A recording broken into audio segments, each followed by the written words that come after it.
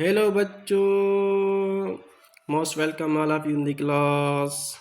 Today we will discuss about the valency. ये valency क्या होती है? Chemistry. Combining power of an element is called the valency. यहाँ कोई दूसरी definition हमारे पास जो concept के साथ आए.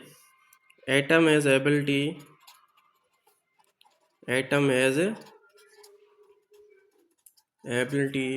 to lose or gain electron from valence shell.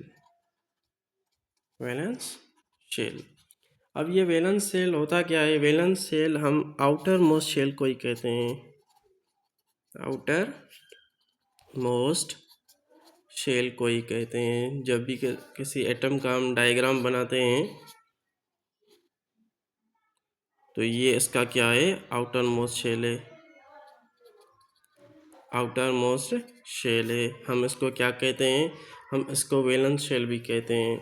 जब भी इलेक्ट्रॉन इसी से या लॉस करे या गेन करे हम इसको वैलेंसी कहते हैं. जितने भी इलेक्ट्रॉन गेन करेगा, जितने भी इलेक्ट्रॉन लॉस करेगा, वही उसकी वैलेंसी होगी. बस दैट्स इट. हम एग्जांपल के साथ समझते हैं सोडियम क्लोराइड का.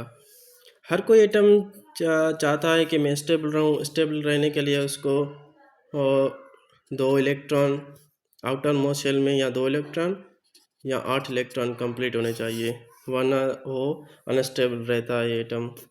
अब ये हमारे पास क्या है? सोडियम है. अब ये क्या है? क्लोरीन है.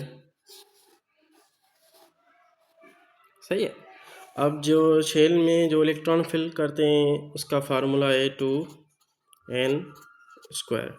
2n स्क्वायर का मतलब है n कोई भी नंबर ऑफ शेल है. या फर्स्ट है, फर्स्ट को लो, 2 से स्क्वायर करो, 1 को मल्टीप्लाई करो 2 से तो 2. पहले में कितना आएगा? 2 इलेक्ट्रॉन. इसमें फिल करते हैं पहले ही 2 आ गए. दूसरे में कितना है? 2 टू द 4, 4 टू द 8. दूसरे में कितना आएगा? 8 इलेक्ट्रॉन.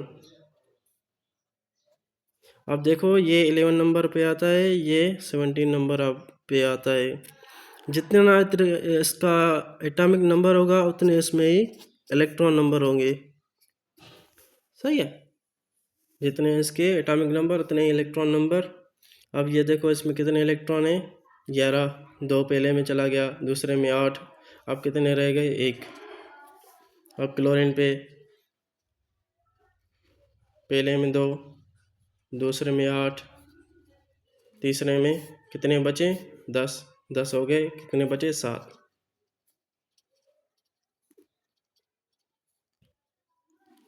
मैंने आपको क्या बताया? हर कोई एटम चाहता है उसके आउटर मोस्ट शेल में 2 इलेक्ट्रॉन या 8 इलेक्ट्रॉन कंप्लीट हो, तभी वो स्टेबल हो सकता है, अदरवाइज वो नहीं कर सकता.